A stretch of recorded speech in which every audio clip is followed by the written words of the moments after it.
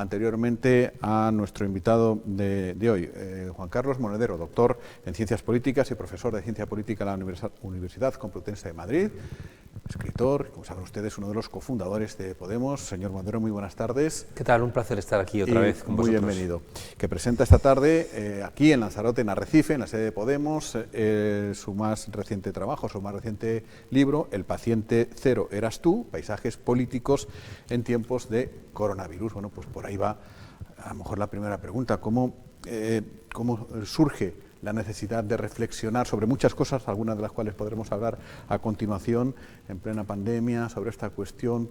¿Por qué nace esa necesidad de plasmar todo lo que plasma en el libro? Pues quizá un poco de enfado, al ser consciente de que los poderosos no se han confinado, que los poderosos seguían con sus conspiraciones, y también con la enseñanza histórica de que los shocks, ¿no?, los golpes sociales siempre son utilizados por los poderosos para lograr lo que en circunstancias normales no podrían, ¿no? La enseñanza pues del Katrina en Nueva Orleans, que sirvió para privatizar toda la enseñanza pública, el tsunami en Indonesia, que sirvió para privatizar toda la costa y echar a los pescadores, el golpe de Estado contra Salvador Allende en el 73, que sirvió para privatizar todos los bienes públicos. Es decir, el shock es utilizado siempre, como nos cuenta Naomi Klein, por el sistema capitalista para lograr cosas que en circunstancias normales la oposición popular no permitía. Y al mismo tiempo, yo veía con mucha esperanza cuando salíamos allá en la península a las 8 a aplaudir, ¿no?, aquí un poco antes, a los sanitarios, y parece que de ahí iba a surgir una suerte de epifanía, ¿no? Un mundo donde todos íbamos a ser más buenos, más, como decía la Constitución de 1812, íbamos a ser buenos y benéficos, ¿no? Y decía, no es verdad, porque los surcos por los cuales venimos caminando son surcos terribles. Y entendía que en el corto plazo lo que iba a ocurrir era más de la misma medicina que nos estaba matando. Y que por tanto tenía que romper el mandato aquel de Hegel, que decía que la sabiduría solamente aparece en el crepúsculo, cuando las cosas ocurren, y me di cuenta de que necesitábamos herramientas para que cuando empiece la posguerra, que va a ser más dura que la guerra, la posguerra del COVID-19 va a ser infinitamente más dolorosa, que nos encontrase con argumentos para poder frenar a los que, por ejemplo, en Madrid, ahora acaba de la presidenta de la comunidad del Partido Popular, ha vuelto a privatizar una parte de un hospital público. Es decir, que acaba de tener lugar la ceremonia de Estado por las casi 30.000 víctimas y ya está otra vez el Partido Popular privatizando sanidad pública, lo cual creo que es una muestra absolutamente evidente de que no es verdad que de la pandemia vayamos a salir sin más, en un mundo más comprometido con lo público. Es verdad, y aquí lo comentábamos con Paola, ¿no?, y bueno, con toda la gente que nos ve, que aquellos días en los de aplaudir a las 7, efectivamente aquí, a las 8 en la península, de poner mucho al dúo dinámico, de ser todos pues muy esperanzados, nos veníamos arriba, hacíamos arcoíris, gastamos muchísima energía en los primeros días, luego ya nos fuimos acostumbrando a lo que nos venía, ¿no? Y usted reflexiona, entre otras muchas cosas, acerca justo de eso, ¿no? En España tenemos buena fama de ser muy bien mandados, o nos podemos rebelar, es decir, o como grupo hacemos caso a todo lo que nos iban dictando y tal, o como efectivamente usted plantea, de ver las cosas desde otro prisma, ¿no?, de una cacerolada, permítame la expresión en este caso, escrita, ¿no?, dejada por escrito. Sí, es verdad que España, como somos un país católico, somos como muy resignados, ¿no?, y hemos buscado siempre salidas para explicar todas las heridas que acumulamos como país y que no terminamos de cerrar, ¿no? La herida territorial, la herida colonial, que todavía sigue abierta, la herida social, incluso la herida ciudadana, ¿no?, que hace que tengamos todavía esa falta de respeto a lo colectivo, ¿no? Entonces, este país es verdad que es muy espasmódico, nos escapamos por el humor negro, ¿no?, por Valle Inclán, por Solana, por Quevedo, por Eduardo Mendoza, más actualmente, ¿no? Pero al mismo tiempo después, por los carnavales de Cádiz, pero luego somos un pueblo obediente y que cuando desobedecemos de una manera espasmódica, ¿no?, de una manera como muy explosiva, ¿no?, como en el 15M. Pero creo que es momento de sembrar argumentos. Decía un maestro mío, Jesús Ibáñez, que toda revolución está siempre precedida por una gran conversación. Y yo creo que el mundo está muy roto. Hace apenas 3 meses éramos conscientes de que el cambio climático es la amenaza más grave que tiene el planeta. Y de repente se nos ha olvidado. Hace 3 meses ardía Australia y nos hemos olvidado. Hace 3 meses éramos conscientes de que hay medio planeta Tierra devastado para la vida y nos hemos olvidado, ¿no? Entonces, tenemos una sociedad del entretenimiento, ¿no? Es decir, Spotify nos escoge la música que nos va a gustar porque se ha metido en nuestros gustos al tiempo que los modula. En Netflix nos hace todos los días una serie solamente para ti, para que la veas, ¿no? Entonces estamos, y si no tienes un partido del siglo cada fin de semana, al final estamos muy entretenidos y nos olvidamos de 2 elementos que para mí están ausentes en nuestras sociedades, no solamente en España, que es la alegría y la misericordia, ¿no? Y que son 2 elementos ausentes porque el sistema en el que vivimos nos constantemente empuja, ya digo, a consumir y a distraernos. Y de repente las cosas relevantes las estamos dejando de lado. Al mismo tiempo, fijaos, no hago un discurso pesimista. Creo que están dadas las circunstancias como para que si se abre esa gran conversación podamos hacer esa revolución democrática pendiente que implica como revolución hacer posible lo imposible. ¿Seremos capaces de frenar las desigualdades? ¿Seremos capaces de seguir negando el futuro a nuestros descendientes porque no va a haber planeta en el que vivir? ¿Seremos capaces de frenar las guerras? ¿Seremos capaces de frenar el gobierno de locos como Donald Trump, como Bolsonaro, como el cretino de Johnson, ¿no? Planteando que estaba muy bien que el mundo se contaminase hasta que él se contaminó, ¿no? Yeah. Pero no sé yo. ¿Tú qué dices? Señor Monedero, yo quería preguntarle precisamente a raíz de lo de que hablamos de obediencia, desobediencia y demás, usted en su libro busca establecer precisamente unas pautas, digamos, de interpretación y comportamiento y alimentar esa participación de cada uno precisamente para construir, que habla mucho en su libro, de ese hacia dónde vamos, ¿no? Y porque si no, pues de lo contrario va a ganar, y nos tememos todos, imagino, que van a ganar siempre, van a acabar ganando los mismos. Para construir ese hacia dónde vamos del que usted habla, ¿qué pautas o cómo podemos seguir el camino para llegar a ese...?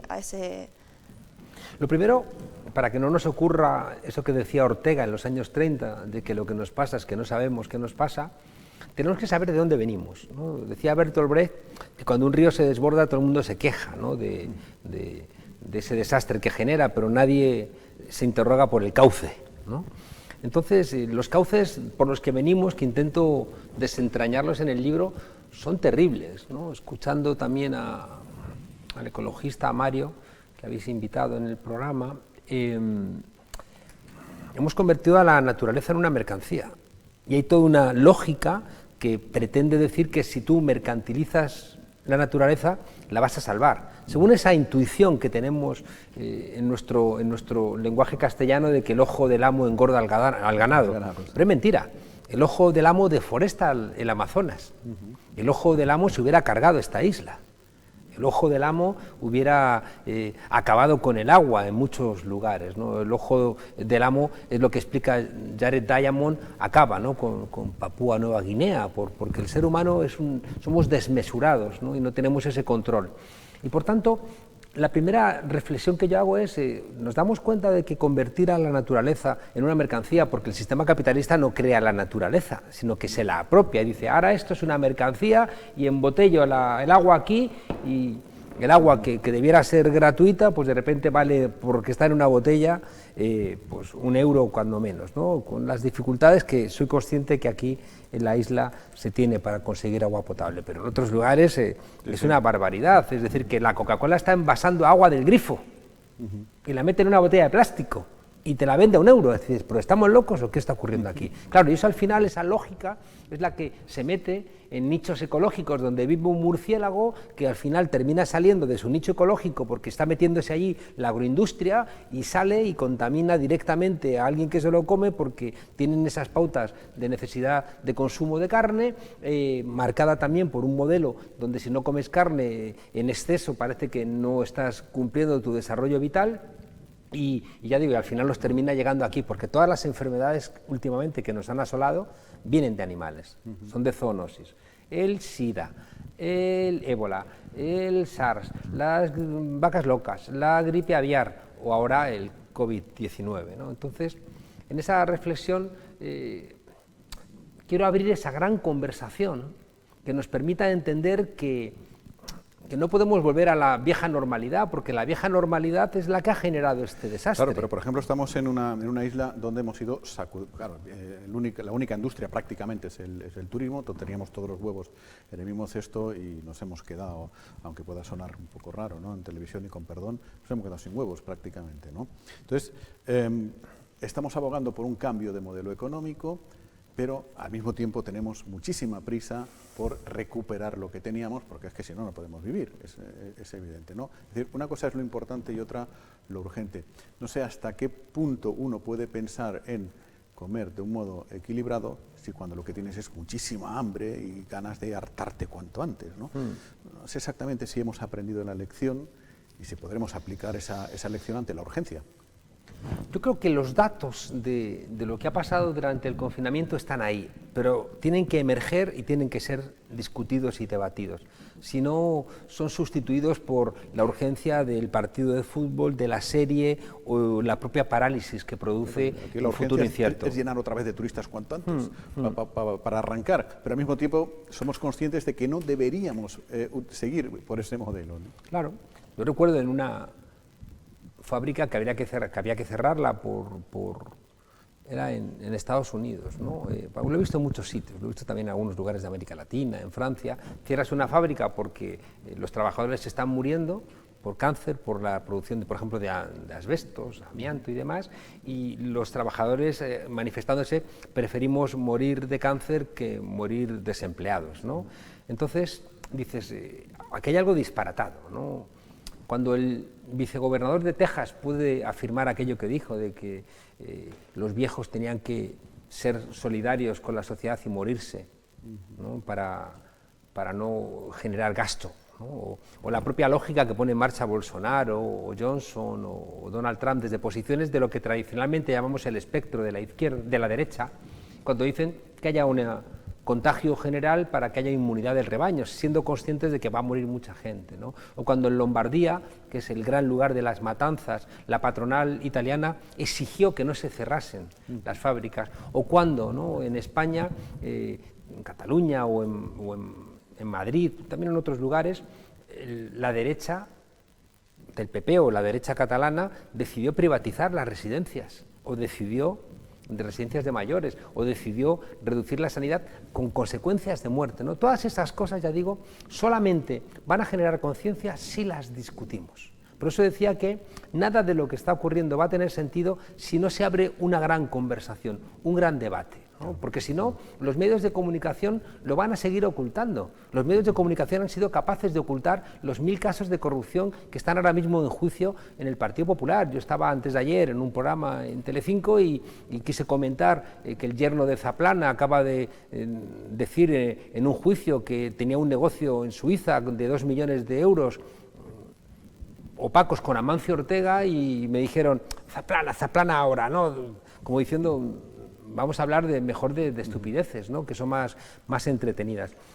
O se abre esa gran conversación, claro, que nos haga a todos adultos, o no soy muy optimista, y el libro tiene una primera parte que no es optimista, y por eso me he esforzado en que esté escrito muy bien, ¿no? Que solamente leerlo genere satisfacción, porque si encima que eres portador de malas noticias está mal escrito, dices, vaya suplicio. Y además en este país que, como todo el mundo sabe, nos encanta leer, pues en este caso nos va a ocupar el libro de Juan Carlos, que es cortito, 130 páginas, pues un par de horas, 2 horas y media, y así podremos seguir leyendo otras muchas cosas que tenemos acumuladas para leer. Así es. Que nosotros quita poco tiempo. Y precisamente a raíz de esa conversación, de generar esa conversación que nos comenta, una de las ideas principales que plasma en su libro es precisamente lo que vaya a suceder después de esta etapa, que tiene mucho que ver con la correlación de fuerzas y con precisamente establecer argumentos y ponerlos sobre la mesa y debatirlos para que puedan habernos otra serie de explicaciones. Me gustaría saber cómo nos ha comentado que es optimista, un optimismo ciertamente trágico en determinadas circunstancias. Bueno, yo he escuchado decir que la posguerra será bastante peor que la guerra. Bueno, sí, por eso, precisamente por eso digo un optimismo ciertamente trágico en determinadas ocasiones, ¿no? Pero sí, ¿cómo ve el escenario post-COVID-19? Es decir, ¿cree que vamos a tener la capacidad realmente, tanto ciudadanos como fuerzas políticas y demás, digamos, de llegar a, no un entendimiento, pero sí de cambiar determinada forma de pensar o de actuar para que no ocurra lo que está ocurriendo? El libro lo he escrito porque el post-COVID-19 va a ser lo que peleemos que sea.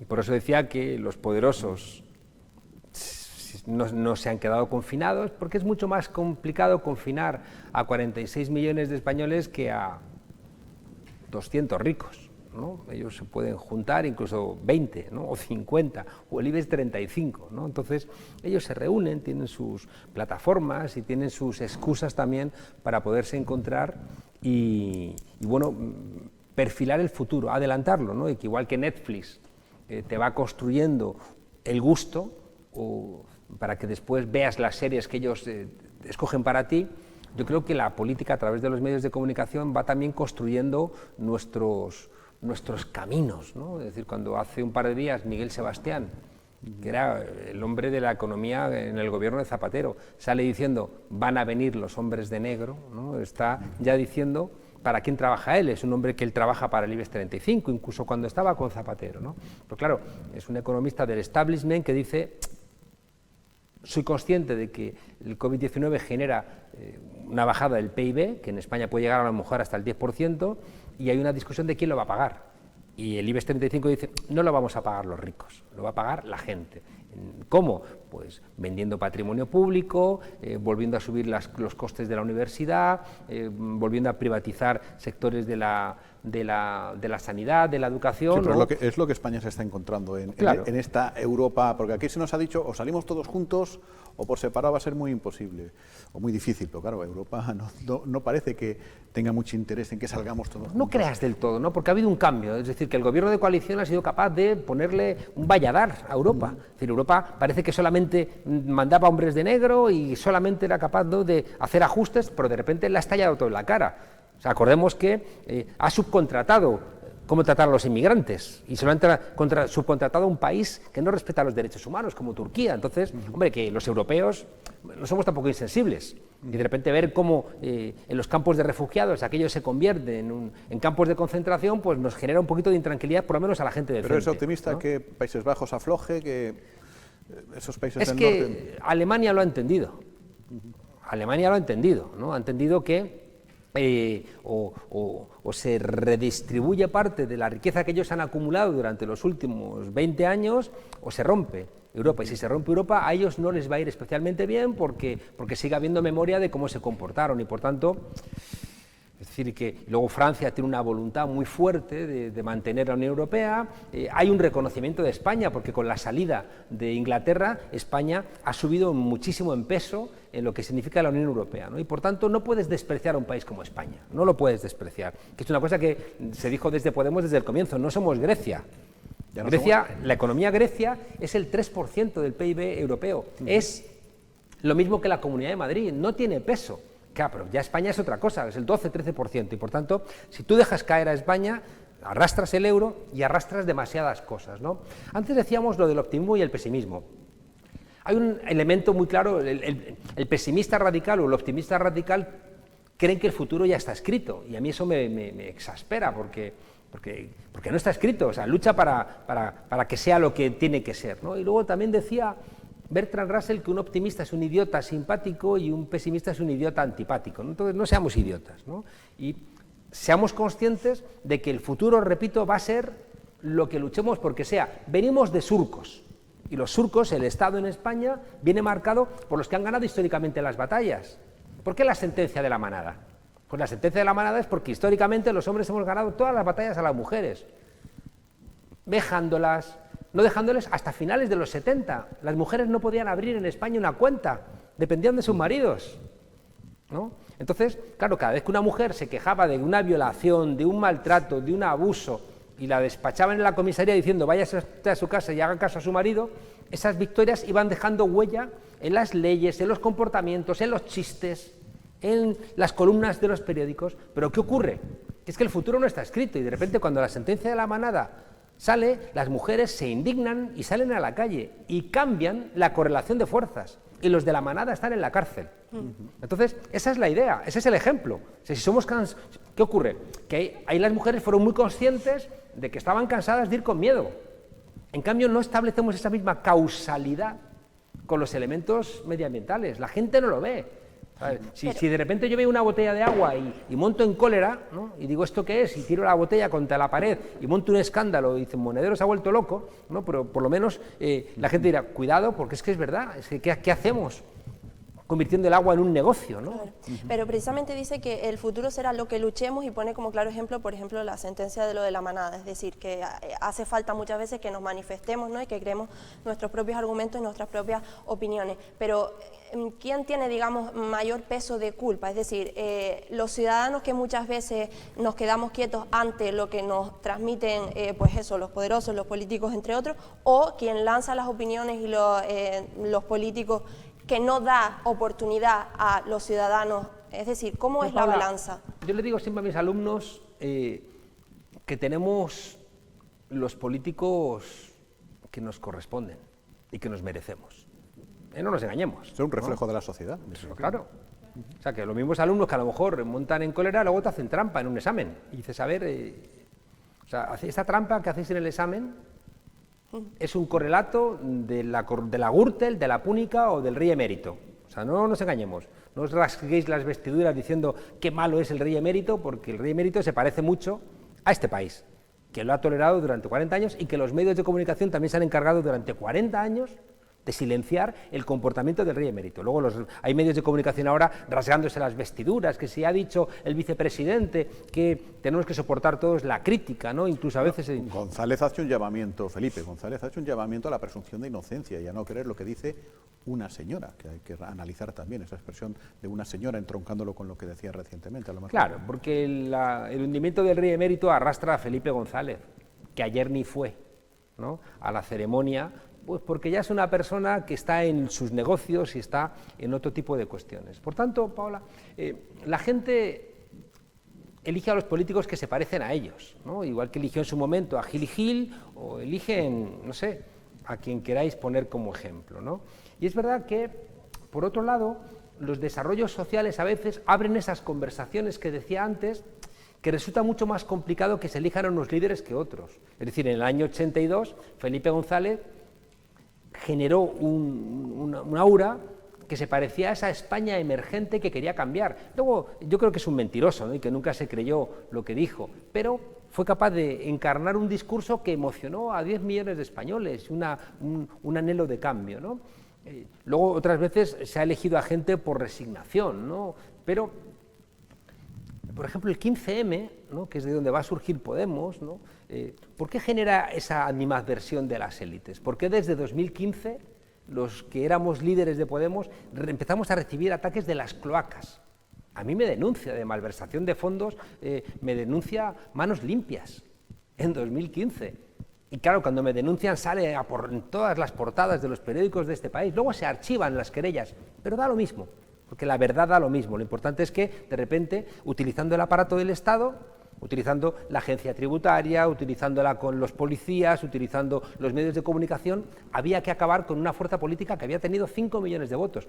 ¿Y por qué esa fuerza política había obtenido 5 millones de votos? ¿Porque nosotros éramos muy maravillosos? No, porque de alguna manera veníamos del 15M, veníamos de esa gran conversación que había afectado a millones de españoles y había un deseo de superar el bipartidismo. Bueno, ese es el escenario que hay que construir, porque si no, hay un círculo vicioso, ¿no?, donde los medios de comunicación alimentan la resignación, alimentan la dejación, alimentan la fatalidad y al mismo tiempo la gente consume esos medios, cierra la puerta a otros medios que te agiten la conciencia y al final, ya digo... Pero y ese relato, y estamos terminando ya, las compañeras que nos están viendo, un minuto solamente me prolongo. Ese discurso muestra síntomas de agotamiento. País Vasco, Galicia, acaba de suceder. No sé, una última reflexión en torno a esto para que luego no pueda comentar que ha ido a una televisión, que no le han preguntado por Podemos. Claro, la reflexión sobre los problemas intrínsecos que tiene Podemos estaban registrados, desgraciadamente, en un espacio que ha pasado desapercibido por culpa de la pandemia, que es la tercera asamblea de Podemos. En la tercera asamblea de Podemos hay una revolución interna en el funcionamiento de un partido que ha sido muy vertical, se ha basado mucho en lo que se llamó en su momento maquinaria de guerra electoral, se ha centrado en las televisiones, se ha centrado en el Parlamento español y ha abandonado los territorios. Creo que Podemos ha sido de una generosidad absoluta porque ha conseguido entrar en el gobierno de España siendo muy difícil, poniendo el cuerpo, como hemos puesto el cuerpo para poder llegar al gobierno de España y permitir, por ejemplo, que ahora mismo haya ERTES con 3 millones de personas que no están en la calle porque se ha hecho el esfuerzo de que haya expedientes de regulación temporal de empleo. Acabamos de aumentar el número de becas, de lo que no se habla porque hay que hablar en el barro, ¿no?, de la basura que quiere sembrar el Partido Popular, porque claro, si trabajas o discutes en un terreno limpio, tendrías que hablar, por ejemplo, del aumento de las becas, pero como lo embarran todo, tienes que hablar de Villarejo y tienes que hablar de las barbaridades que han hecho. Entonces os decía que como conclusión, Podemos ha llegado al gobierno, pero ha sacrificado la otra gran promesa que hizo junto a la de llegar al gobierno, que es crear un partido político que pudiera sostener el cambio que necesita un país europeo en el siglo XXI. Y ahí no ha hecho el esfuerzo. Ha gastado las energías en llegar al gobierno, pero no hay territorio, no hay capilaridad. No nos hemos presentado a los municipios por honradez, porque no conocíamos a 8.100 personas que pudieran ser alcaldes. ¿Fue un error? Pues seguramente fue un error, pero eso implica que no tienes gente de Podemos en los municipios y por tanto no estás en el territorio, no estás en las comunidades autónomas. La gente te vota y el CIS planteaba que sí, vuelva a subir Podemos. Normal. Hay que ir abandonando en las mareas, y Podemos, puede que, etcétera, etcétera, y centrarse en una marca única. Yo creo que tenemos que clarificar la marca Podemos, porque la gente quiere votar Podemos. Es que yo lo veo constantemente. En Galicia se han presentado bajo 4 denominaciones diferentes en 4 años y dices, no sé cuáles son los de Podemos, no sé cuáles son, ¿no? Y eso lo aprovechan también otros para intentar seguir golpeando a Podemos cuando ya se han ido, ¿no? Entonces hay que poner orden en casa, es decir, ha sido muy generosa esta formación política, pero tiene que empezar a poner orden en casa.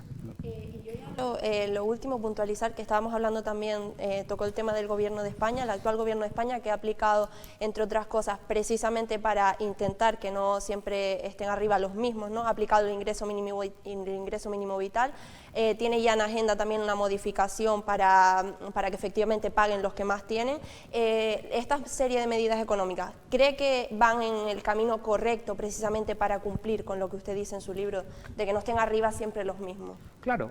Vamos a ver, el problema que tenemos aquí, ¿no?, en Lanzarote, en las Islas Canarias, en España, en Europa y en el mundo, es el incremento de las desigualdades. O sea, si uno lee la Biblia, ya viene en la Biblia que el incremento de las desigualdades genera sociedades tensionadas y tendentes a la ruptura. Entonces, una sociedad muy desigual es una sociedad que está en una guerra civil fría. Y las guerras civiles frías pues terminan al final explotando. Es que si la diferencia de esperanza de vida entre diferentes zonas de Lanzarote es de 10 años, uno dice, ¿qué pasa? ¿Que yo me voy a morir a los 60 y tú a los 70? ¿O yo a los 70 y tú a los 80? Es decir, o sea, no juego. Si las reglas no son iguales para todos, no juego, ¿no? Entonces, el incremento de las desigualdades es brutal. Y quieren que nos consolemos porque Amancio Ortega luego hace unas donaciones. No, no. Si lo que quiero es una estructura fiscal honesta donde los que más tienen paguen más, porque eso es lo que va a generar una sensación de que vamos todos de verdad en el mismo barco y de que nuestros hijos van a tener las mismas posibilidades que los hijos de otros y que nuestros nietos van a tener futuro, ¿no? Entonces, claro, eso lo consigues redistribuyendo la renta, pero cuidado, el PP se opone, Vox se opone y una parte del PSOE se opone y generan un problema para decir los fondos buitre no pueden tener en Madrid. Un alquiler te vale 1.000 euros, pero ¿quién demonios puede pagar 1.000 euros por un alquiler? Es que aquí, ahora estamos hablando del COVID-19, pero cuando no había COVID-19, los trabajadores del turismo no podían vivir en Arrecife, porque no podían pagar el alquiler. Entonces estabas trabajando en Arrecife, pero tenías que irte a vivir a otro sitio lejos. Esa es una situación latinoamericana, y estamos en Europa. Entonces, creo que todas estas medidas lo que buscan es establecer una base de igualdad y que todos nos beneficiemos de una manera similar de las ventajas de vivir en sociedad, porque es que si no la sociedad se rompe. Y no queremos que se rompa. El paciente cero eras tú, Paisajes políticos en tiempos de coronavirus, el libro que esta tarde a las 7 en la sede de Podemos en Arrecife, Juan Carlos Monedero pues va a presentar, a hablar, a charlar con la gente que ahí se dé cita. Juan Carlos Monedero, muchísimas gracias. Pues doy las gracias a vosotros, porque en Madrid cada vez es más difícil poder tener una entrevista donde se puedan hablar de ideas, ¿no? Y no se hable de insultos, ataques, mentiras. y donde al final vas a los medios a defenderte de mentiras, ¿no? Entonces os quiero dar las gracias por tener el coraje de hacer un periodismo honesto y decente. Bueno, muchísimas gracias. Paola, pues nos vamos de fin de semana, ¿no? Más contentos además con los piropos. Sí, Muchas gracias. muy bien. Hasta el lunes, Paola. Hasta el lunes, Jaime. Hasta el lunes también a todos ustedes. Muy buenas tardes.